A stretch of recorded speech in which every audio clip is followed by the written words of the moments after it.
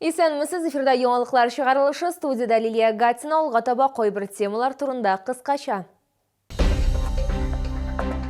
Шолда шәһәр юлларындагы чокырларны ремонтлау башланды. Шоллы халкы юлларның турышын ничек бәяли? Шолда торак фондын капиталь ремонтлауга да кирештеләр. Быел 100дән артык йортта яңартулар булачак. Яшәүчеләргә нинди үзгәрешләр көтәргә? Авырулар саны үсә. Шәһәрдә ОРВИ һәм коронавирус белән авыручылар саны артты.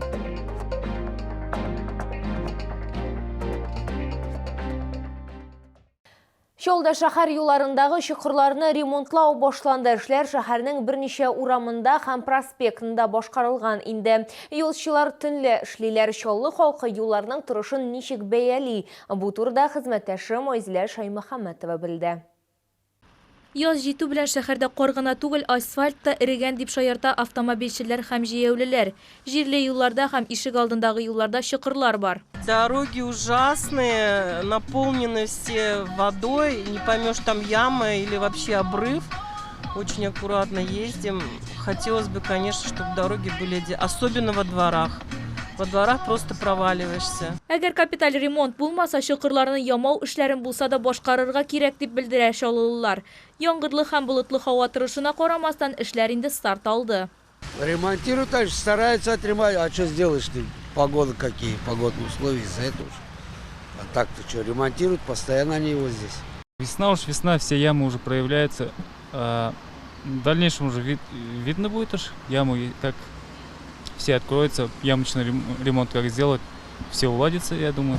Чокырларны ремонтлау 7 мартта ук башланган. Бу хакта башкарма комитет җитәкчесенең беренче урынбасары хәбәр итте. Работы ведутся в ночное время суток. На сегодняшний день выполнен ремонт на площади более 300 квадратных метров.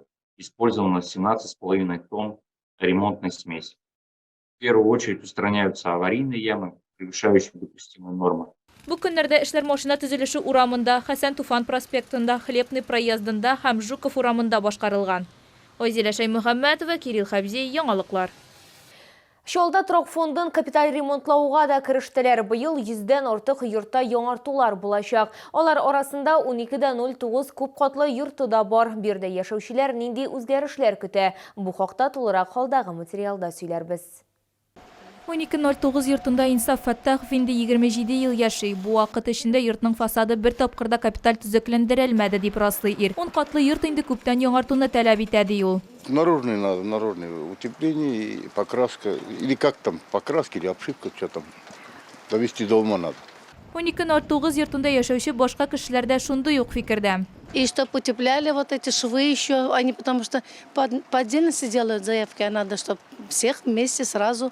Зачем его отдельно, если у кого-то этот холодно, значит у других то же самое, вон швы же, вон видно же все. Һәм халыкның үтенечләрен ишетәләр. Әлеге күп катлы йорт 2023 елда капиталь ремонтланырга тиешле йортлар исемлегенә кертелгән. Будет полностью покрашен фасад, утеплены торцевые стены, потому что в торцевых квартирах очень холодно. Жители очень жаловались, и наконец-то мы дождались. Төзелеш эшләренә 18 миллион сумнан артык акча бүлеп бирелгән. Ремонт башлану датасы әлегә билгеләнмәгән. Айзилә Шаймөхәммәтова, Христина Балабанова, Сергей Вильданов, яңалыклар. Авыручылар саны арту фаразы расланды. Яршолыда COVID-19 һәм ОРВИ белән авыручылар арта. Бу хакта мэрия аппарат киңәшмәсе вакытында шәһәрнең баш санитар табибы Илгизәр Бариев хәбәр итте. Толырак халдагы материалда. Пандемия башланганнан бирле шәһәрдә лабораториядә расланган яңа коронавирус инфекциясының 29366 очрагы теркәлгән. Шулда күрсәткечләр уртача республикадан 2,1%-ка югарырак бара. Узган атнада авыручылар саны 26-га арткан. Аларның саны хәзер барлыгы 141. Коронавирус никуда не ушел, к сожалению. Поэтому растем. Такой успокоенности убаюкивать себя не нужно. Фильтры. Школы, детские сады, защитные маски, все это должно работать. Но еще раз говорю, каждый уже должен понимать, что это не ради моды. Это ради вашего собственного здоровья в том числе. Бер провизор госпиталь йогышлы авырулар хастаханәсе эшләвен дәвам итә. Ашыгыч медицина ярдәме хастаханәсендә һәм икенче хастаханәдә вакытлыча ковид бүлекләре шулай ук штат режимында эшли. Уровень обращения в стационары во время инфекционные госпиталя и амбулаторно-поликлинические учреждения по новой коронавирусной инфекции и по ОРЗ остается на стабильном уровне без тенденции к снижению. Работа лечебно-профилактических учреждений организована в штатном режиме. Шулай ук бер атна эчендә шәһәрдә 2816 ОРВИ очрагы теркәлгән. Шул исәптән 16 пациентка грипп диагнозы куелган. Бер атна эчендә авырулар саны 12,5%-ка арткан. Иногда все-таки отмечаем, что недостаток дезинфекционных средств бывает в местах, в санузлах. И хотелось бы отметить, что погода позволяет, но довольно чаще надо проветривать сами помещения. Сейчас уже минусовых температур пока таких низких нет.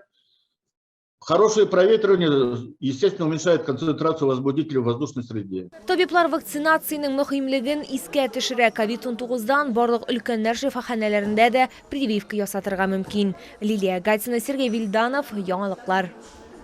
Шолы хәрбиләре кыска вакытлы ялда булдылар. Алар белән мэр Наил Мәгъдиев та очрашты. Анда шулай ук безнең төшерү төркемендә булды. Ватанны саклаучыларның кайберләре белән аралашу бәхетенә дә ирештек. Алар нәрсә турында сөйләделәр?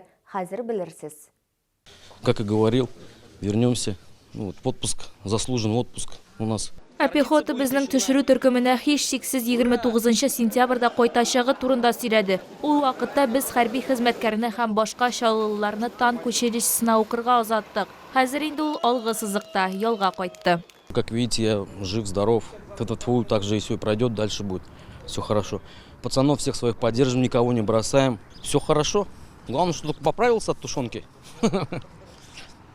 А так все, в принципе, боевой дух такой же. Оптимизм.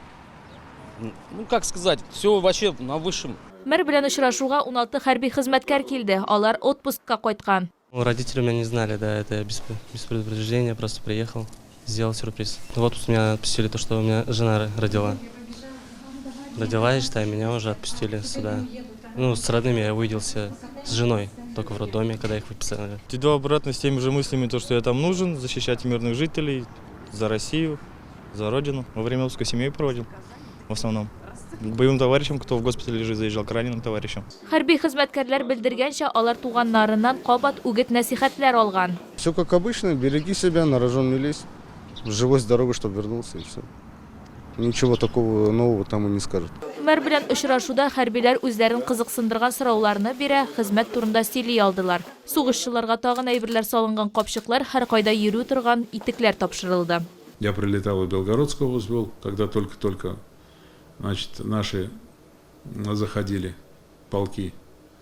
Там грязи, чернозем по колено. Поэтому своих наших ребят я, знаете, почему узнал? По сапогам. Отпуск тәмамланды һәм хәрбиләр кабат алгы сызыкка китәчәк. Айзилә Шәймөхәммәтова, Эльмира Гайнетдинова, Кирилл Хәбзи, яңалыклар. Бу сезгә җиткерәсе соңгы мәгълүматыбыз иде. Мин Лилия Гатин сезнең белән сау булашам. Игътибарыгыз өчен зур рәхмәт.